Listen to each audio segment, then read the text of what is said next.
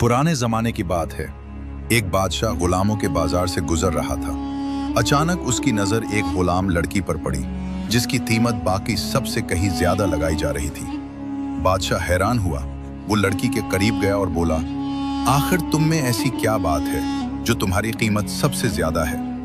लड़की ने सुकून से जवाब दिया, बादशाह सलामत, ये मेरी ज़हानत है जिसकी कीमत मांगी जा रही है। बादशाह मुस्कुराया, मगर यह मुस्कुराहट इम्तिहान की थी। बादशाह ने कहा, अच्छा, मैं तुमसे चंद सवालात करता हूँ। अगर तुमने दुरुस्त जवाब दे दिए तो तुम आज़ाद हो जाओगी, और अगर गलत हुए तो तुम्हें कत्ल कर दिया जाएगा।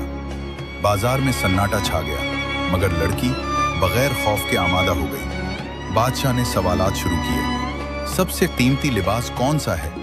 सबसे बेहतरीन खुशबू कौन सी है? सबसे लजीज खाना कौन सा है? सबसे नर्म बिस्तर कौन सा है?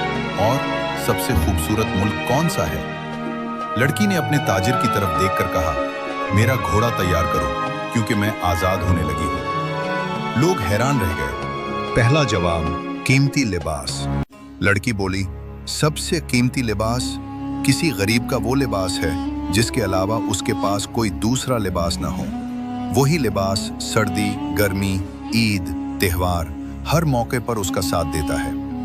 दूसरा जवाब, बेहतरीन खुशबू। दुनिया की सबसे खूबसूरत खुशबू माँ की खुशबू होती है, चाहे वो मवेशियों का गोबर ढोने वाली मजदूर ही क्यों ना हो, मगर उसकी औलाद के लिए उससे बेहतर कोई खुशबू नहीं होती। तीसरा जवाब, लजीज खाना।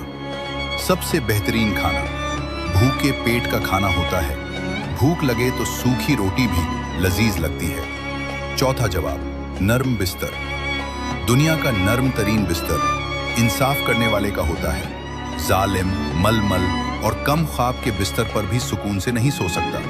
ये कहकर लड़की घोड़े पर बैठ गई। बादशाह मबहूत खड़ा सब सुनता रहा। अचानक चूक कर बोला, लड़की, तुमने आखिरी सवाल का जवाब नहीं दिया। सबसे खूबसूरत मुल्क कौन सा है?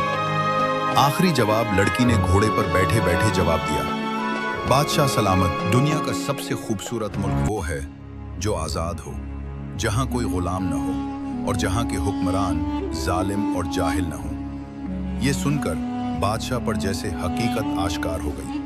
उसने फौरन हुक्म दिया, तमाम गुलामों को आज़ाद कर दिया जाए। लड़की के उस आखिरी जवाब में इंसानियत की पूरी तारीख का निचोड़ पोशीदा है। कैद सिर्फ जिस्म की नहीं होती। किसी को जबरदस्ती अपने साथ बांध लेना, किसी पर अपनी मर्जी मुसल्लत करना, ये भी कैद ही की एक शक्ल है। जो आपका होगा वो खुद आपके साथ रहेगा। इसलिए किसी को अपनी कैद में मत रखें। लोगों को आज़ाद रहने दें, ताकि वो आपको जालिम न समझें और आपसे बेजार न हो।